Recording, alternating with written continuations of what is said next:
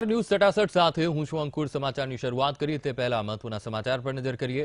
ભાજપના પૂર્વ ધારાસભ્ય જયંતિ ભાનુશાળીની હત્યા થઈ છે, ત્યારે હવે ભાનુશાળીના મૃતદેહને પરિવારજનોએ સ્વીકાર્યો છે। મોડી રાત્રે પરિવાર દ્વારા મૃતદેહ સ્વીકારવાનો નિર્ણય લેવામાં આવ્યો છે, ત્યારે હવે જયંતિ ભાનુશાળીનો મૃતદેહ નરોડાના નિવાસસ્થાને પહોંચ્યો છે। આજે જયંતિ ભાનુશાળીની અંતિમ યાત્રા નીકળશે। નરોડાના નિવાસસ્થાનથી જયંતિ ભાનુશાળીની અંતિમ યાત્રા નીકળશે, જેમાં ભાજપના નેતાઓ પણ જોડાશે। ગઈકાલે મોડી રાત્રે 2 વાગે જયંતિ ભાનુશાળીની 2 ગોળીઓ ધરબી દઈને સયાજી નગરી એક્સપ્રેસ ટ્રેનમાં હત્યા કરી દેવામાં આવી હતી અજાણ્યા શખ્સો દ્વારા। ત્યારે આ કેસને લઈને અત્યારે ચકચાર મચી જવા પામી છે, તો પરિવારે મૃતદેહને સ્વીકાર્યો છે। તો આજે અંતિમ સંસ્કાર કરવામાં આવશે। સમાજના આગેવાનો સાથે બેઠક કર્યા બાદ આ નિર્ણય લેવામાં આવ્યો છે। ચર્ચા વિચારણા કર્યા બાદ આ નિર્ણય લેવામાં આવ્યો છે। તો જણાવી દઈએ, પરિવારે મૃતદેહ સ્વીકાર્યો છે। આજે અંતિમ યાત્રા નીકળશે। 8 થી 10 ની વચ્ચે અંતિમ દર્શન માટે મૃતદેહને રાખવામાં આવશે અને ત્યારબાદ 10 વાગ્યા બાદ અંતિમ યાત્રા નીકળશે। તો ભાજપના નેતાઓ પણ જોડાઈ શકે છે। તો દ્રશ્યમાં આપ જોઈ શકો છો, શિક્ષણ મંત્રી ભૂપેન્દ્રસિંહ ચુડાસમા જયંતિ ભાનુશાળીના નિવાસસ્થાને પહોંચ્યા છે। તો ભૂપેન્દ્રસિંહ ચુડાસમા અત્યારે જયંતિ ભાનુશાળીના નિવાસસ્થાને છે, તેમના પરિવારને સાંત્વના પાઠવી રહ્યા છે। આરસી ફળદુ પણ ભાનુશાળીના નિવાસસ્થાને પહોંચ્યા છે। તો જે રીતે ભાજપના નેતાઓ પણ અત્યારે જયંતિ ભાનુશાળીના નિવાસસ્થાને પહોંચી રહ્યા છે, તો આજે અત્યારે અંતિમ દર્શન માટે જયંતિ ભાનુશાળીના મૃતદેહને રાખવામાં આવ્યો છે અંતિમ દર્શન માટે। ત્યારે અંતિમ સંસ્કાર આજે કરવામાં આવશે। 8 થી 10 નો સમય છે અંતિમ દર્શન માટે। તો ભૂપેન્દ્રસિંહ ચુડાસમા ભાનુશાળીના નિવાસસ્થાને પહોંચ્યા છે, સાથે જ આરસી ફળદુ છે, જેઓ પણ અત્યારે જયંતિ ભાનુશાળીના નિવાસસ્થાને પહોંચ્યા છે। તો ભૂપેન્દ્રસિંહ ચુડાસમાએ પરિવારને સાંત્વના પાઠવી આપ દ્રશ્યોમાં જોઈ શકો છો। તેમના ભાઈ શંભુ ભાનુશાળી સાથે વાતચીત કરી રહ્યા છે।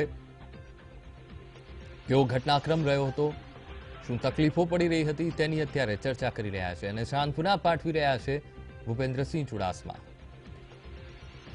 ગઈકાલે મોડી રાત્રે 2 વાગે જયંતિ ભાનુશાળીની હત્યા કરી દેવામાં આવી હતી અને તેને લઈને જ આ ઘટનાને લઈને ચકચાર મચી જવા પામી છે। એસઆઈટીની રચના કરી દેવામાં આવી છે। તપાસના ચક્રો પોલીસ દ્વારા તેજ કરી દેવામાં આવ્યા છે। અને જણાવી દઈએ, ગઈકાલે ભાનુશાળીના પરિવારે તેના મૃતદેહને સ્વીકાર્યો છે અને નરોડા ખાતે તેમના નિવાસસ્થાને તેમના મૃતદેહને લાવવામાં આવ્યો છે। 8 થી 10 અંતિમ દર્શન માટે આ મૃતદેહને રાખવામાં આવ્યો છે। ભાજપના નેતાઓ પણ ત્યાં પહોંચ્યા છે। આરસી ફળદુ પણ ભાનુશાળીના નિવાસસ્થાને પહોંચ્યા છે, પરિવારને સાંત્વના પાઠવી રહ્યા છે। સાથે જ શિક્ષણ મંત્રી ભૂપેન્દ્રસિંહ ચુડાસમા પણ જયંતિ ભાનુશાળીના નિવાસસ્થાને પહોંચ્યા છે। જણાવી દઈએ, એક તરફ આજે કેબિનેટ બેઠક પણ મળવા જઈ રહી છે, અલગ અલગ મુદ્દાઓ પર ચર્ચા કરવામાં આવશે। ત્યારે જયંતિ ભાનુશાળી હત્યા કેસને લઈને પણ આ કેબિનેટની બેઠકમાં ચર્ચા કરાઈ શકે છે। મુખ્યમંત્રીને બધી જ કાર્યવાહીથી અવગત કરવામાં આવશે આ કેસને લઈને। ત્યારે જણાવી દઈએ કે જયંતિ ભાનુશાળી હત્યાનો મામલો આજે અંતિમ સંસ્કાર કરવામાં આવશે। પરિવારે મોડી રાત્રે સમાજના આગેવાનો સાથે ચર્ચા વિચારણા કર્યા બાદ જયંતિ ભાનુશાળીનો મૃતદેહ સ્વીકાર્યો છે। આજે અંતિમ સંસ્કાર કરવામાં આવશે। ત્યારે ભાજપના નેતાઓ પણ અત્યારે પહોંચ્યા છે। ભૂપેન્દ્રસિંહ ચુડાસમા જયંતિ ભાનુશાળીના નિવાસસ્થાને છે, તો આપ દ્રશ્યોમાં જોઈ શકો છો। ભૂપેન્દ્રસિંહ ચુડાસમા જયંતિ ભાનુશાળીના ભાઈ શંભુ ભાનુશાળી સાથે વાતચીત કરી રહ્યા છે, પરિવારને સાંત્વના પાઠવી રહ્યા છે। તો આજ મુદ્દે સંવાદદાતા અનિતા પટણી ફોન લાઈન પર। જી અનિતા, આજે જયંતિ ભાનુશાળીના અંતિમ સંસ્કાર કરવામાં આવશે। 10 વાગ્યા બાદ અંતિમ યાત્રા નીકળશે। ભાજપના નેતાઓ અત્યારે પહોંચ્યા છે। ભૂપેન્દ્રસિંહ ચુડાસમા અને આરસી ફળદુ ભાનુશાળીના નિવાસે પહોંચ્યા છે। જી અંકુર, જે પ્રકારે આજે જયંતિ ભાનુશાળીની અંતિમ યાત્રા નીકળવાની છે, અંતિમ દર્શનને લઈને હાલ તો જે ખાસ કરીને ભાજપના નેતામાં ભૂપેન્દ્રસિંહ ચુડાસમા, આરસી ફળદુ અત્યારે પહોંચ્યા છે। પરિવારજનોમાં અત્યારે ખૂબ જ દુઃખ છે અને આક્રંદ છે।